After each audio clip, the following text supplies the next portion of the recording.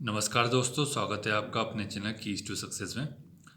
आपको नोटिफिकेशन तो मिल ही गया होगा। वन रक्षक, क्षेत्र रक्षक और जेल प्रहरी के पद आए हैं। ठीक है, वैकेंसी आ गई है इसकी। और आपको पता है कि जैसे कि मध्य प्रदेश में अब बम्पर भर्ती आने वाली है, लगभग 1 लाख के आसपास इन्होंने बोला है। तो लगभग ये मान के चलिए कि 50-60 हज़ार तो वैकेंसी आने वाली है।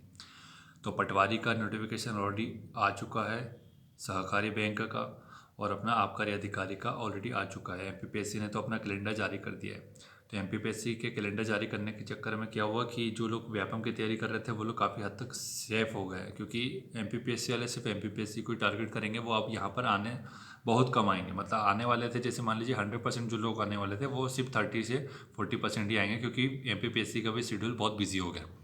ठीक है, तो कितने पद आए यहाँ पर देख लीजिए। वन रक्षक के 1722 है, क्षेत्र रक्षक के 140, जेल प्रहरी के 200। इसका पद, योग्यता, सिलेबस, सभी जानकारी अपन एक ही वीडियो में देख लेंगे। और कैसे क्या करना चाहिए सारी जानकारी आपको इसी वीडियो में बता देते हैं। चलिए आज का वीडियो शुरू करते हैं।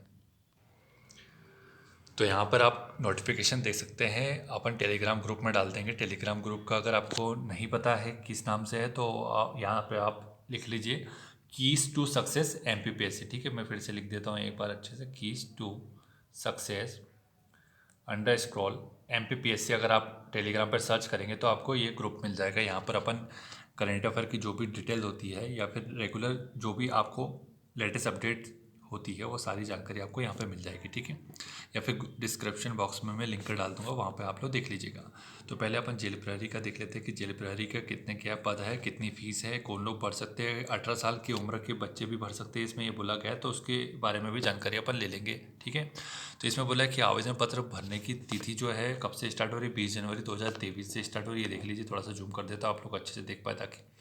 ठीक है, संशोधन की तारीख को ध्यान मत दीजिए, क्योंकि आपको पता है कि उसमें फिर 50 रुपीज़ देना पड़ेगा, इसलिए एक बार में अच्छे से भरें। ठीक है, अंतिम तिथि है 3 फरवरी को। और 500 रुपये जनरल के लिए, अन्य कैटेगरी के लिए 250 रुपये है। ठीक है, सीधी भर्ती बैकलॉग के लिए कोई शुल्क नहीं लगेगा। और यहाँ पे जो पेपर स्टार्ट होने हैं वो मई से स्टार्ट होने हैं। ठीक है, तो इस भर्ती को तो बहुत सारे लोग भरेंगे और लगभग मुझे लगता है कि मध्य प्रदेश के तो सारे भरने हैं। और जैसे कि आप लोग को पता है कि मध्य प्रदेश निवासी होने का कोई विशेष फ़ायदा आपको नहीं मिलता, क्योंकि आपके स्टेट में ऐसी कोई प्रावधान नहीं किया गया है कि अन्य स्टेट के या फिर अन्य देश के, जैसे कि आपको पता है नेपाल भूटान का भी व्यक्ति आवेदन कर सकता है। तो ये नीति निश्चित तौर पर गलत है, ये ऐसा नहीं किया जाना चाहिए। ठीक है, तो यहाँ पर 2 पाली में पेपर होना है और 2-2 घंटे के पेपर होने हैं, यहाँ पर आपको दिख रहा है। ठीक है, यहाँ पे समय दे सकते हैं आप लोग। आगे चल कर के बात करते हैं अपन। तो यहाँ पे पद देख लीजिए, वेतन देख लीजिए और क्या क्या बताया जा रहा है वो सब देख लेते हैं। वन रक्षक के पद है 1772, वेतनमान हो जाएगा 19,500 से 62,000 तक। ठीक है, और आगे क्या बोल रहे हैं कि 10th+2 होना चाहिए, 10वीं कक्षा उत्तीर्ण होना चाहिए, वो लोग फॉर्म भर सकते हैं। शैक्षणिक योग्यता ये है।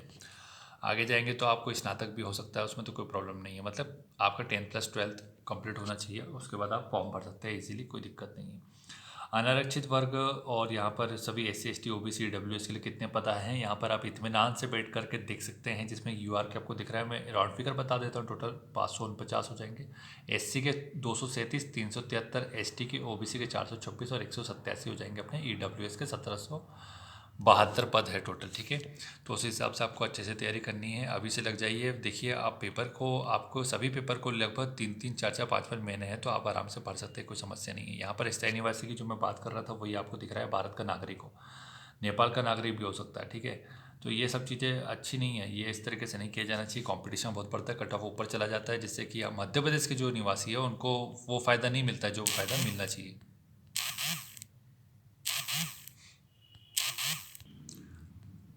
ठीक है, तो यहाँ पर दिख रहा है कि भाई मध्य प्रदेश के स्थायी निवासी आवेदकों के लिए आयु सीमा के बारे में बात की जा रही है। ठीक है, तो यहाँ पे देख लीजिए, खुली प्रतियोगिता से सीधी भर्ती के आवेदक के लिए 18 वर्ष न्यूनतम और अधिकतम 33 वर्ष और 5 वर्ष की छूट मिलेगी।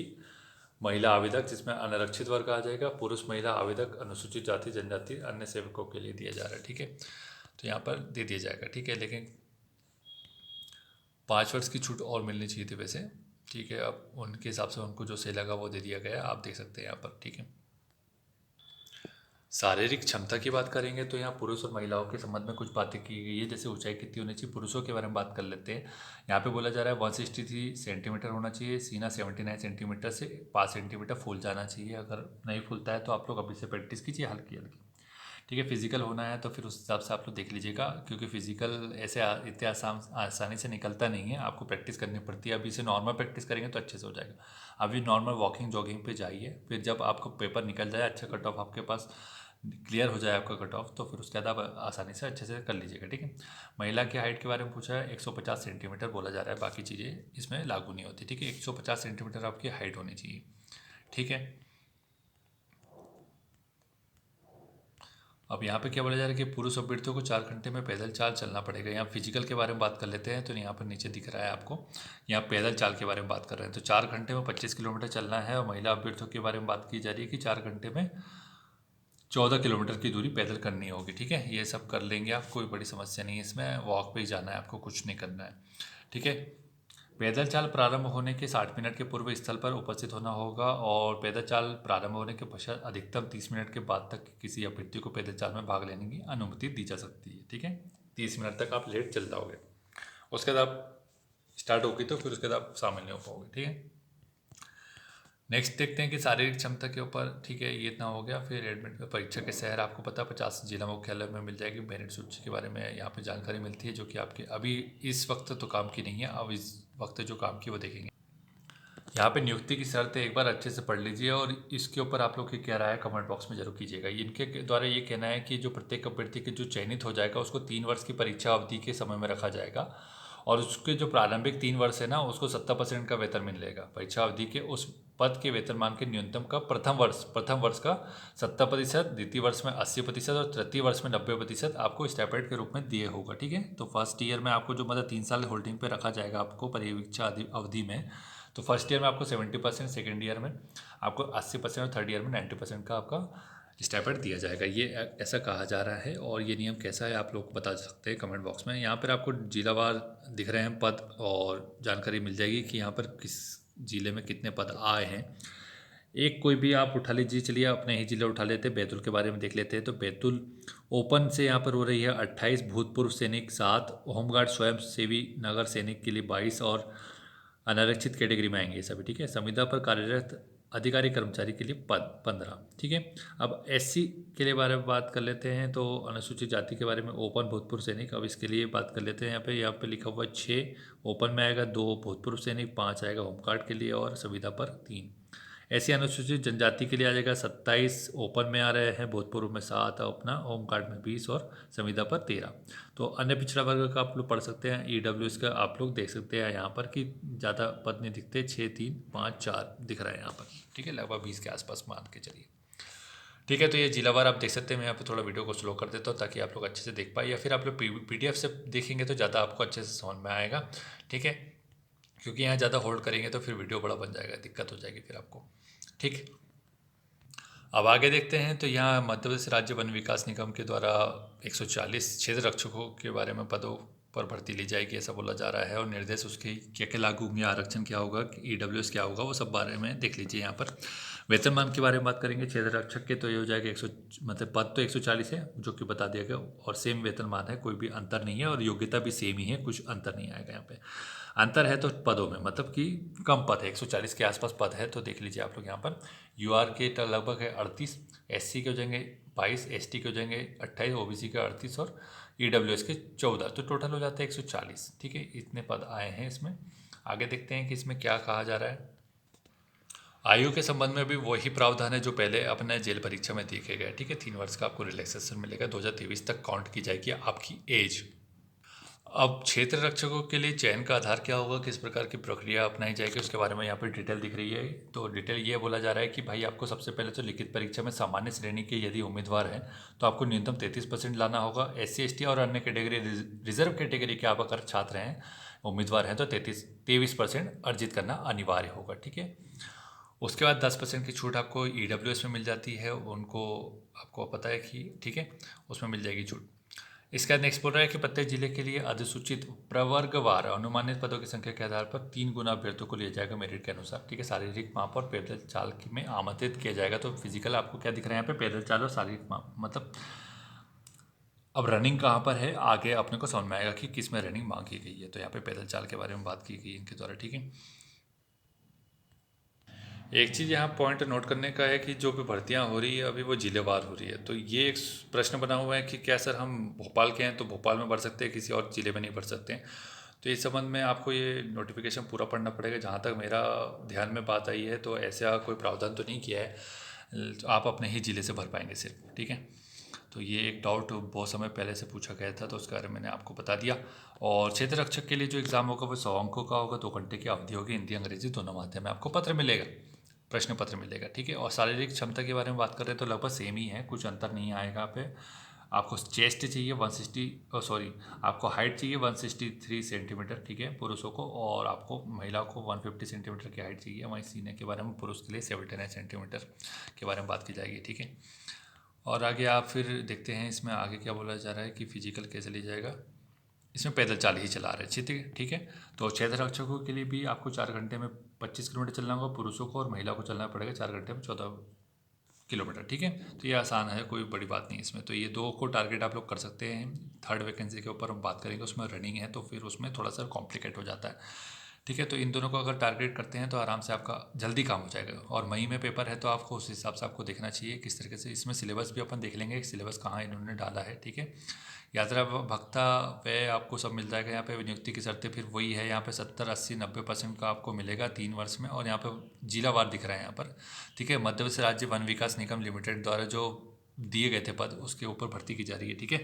तो देख लीजिए 20% संविदा कर्मियों के लिए है, और यहाँ पे जिलावार दिख रहा है। तो यहाँ पे देख लीजिए अपने अपने कोई भी ज़िले, जो भी ज़िले से आप लोग आते हैं तो यहाँ पे दिख रहा है आपको, ठीक है। उसके हिसाब से देख लीजिए आप लोग।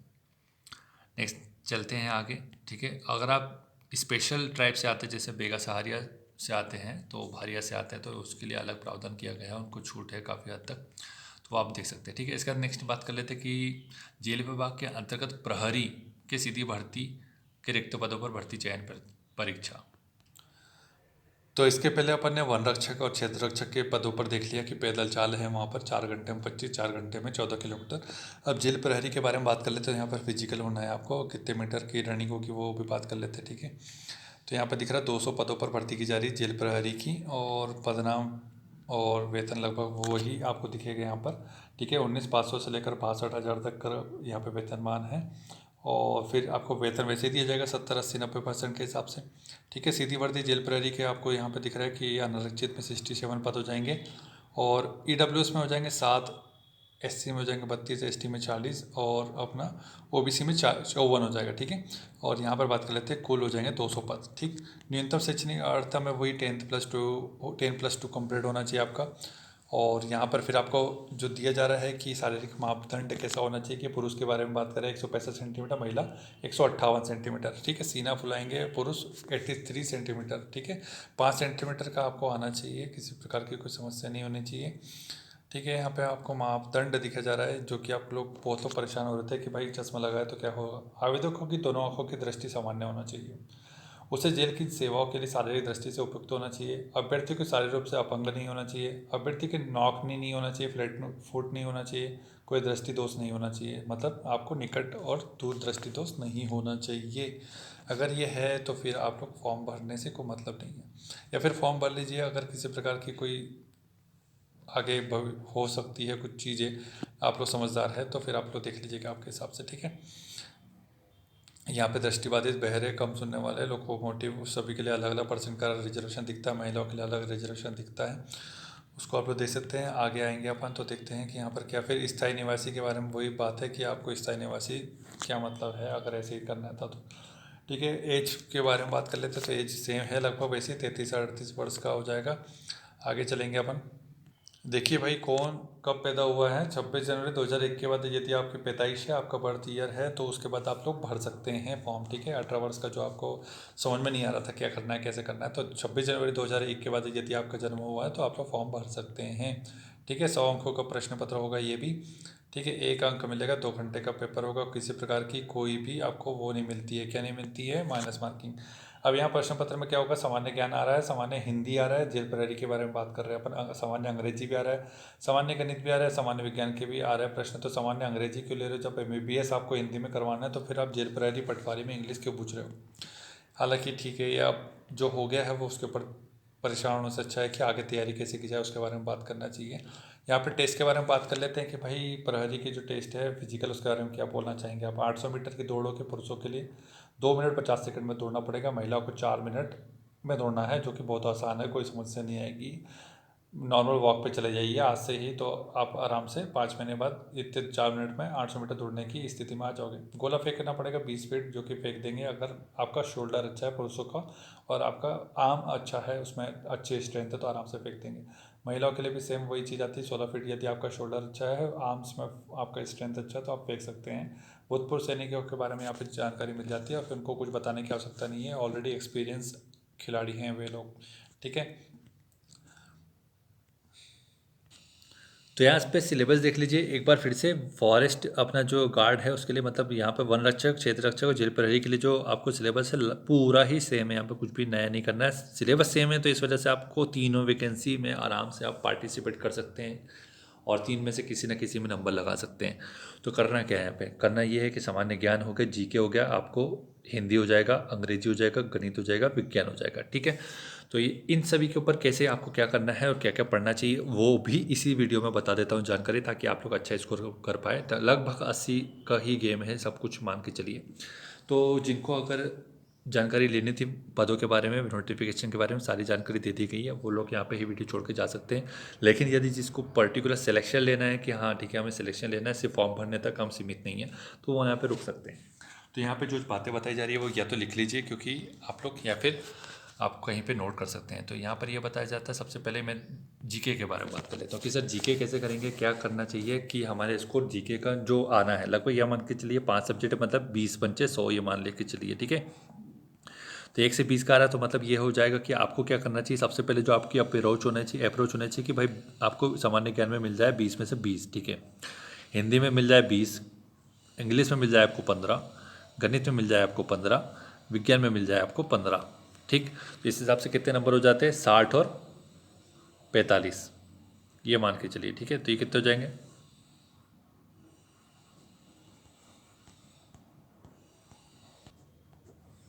अच्छा एक्चुअली अपन ने एक्स्ट्रा 15 जोड़ लिए थे ना, तो ये आपको गणित में 15 मान के चलना है, इंग्लिश में 15 मान के चलना है, ठीक है, और विज्ञान में 15 मान के चलना है। और ये 20 और 20 40 हो जाएगा, अपन ने 20 एक्स्ट्रा मान लिया था, इस वजह से ज़्यादा हो जा रहा था।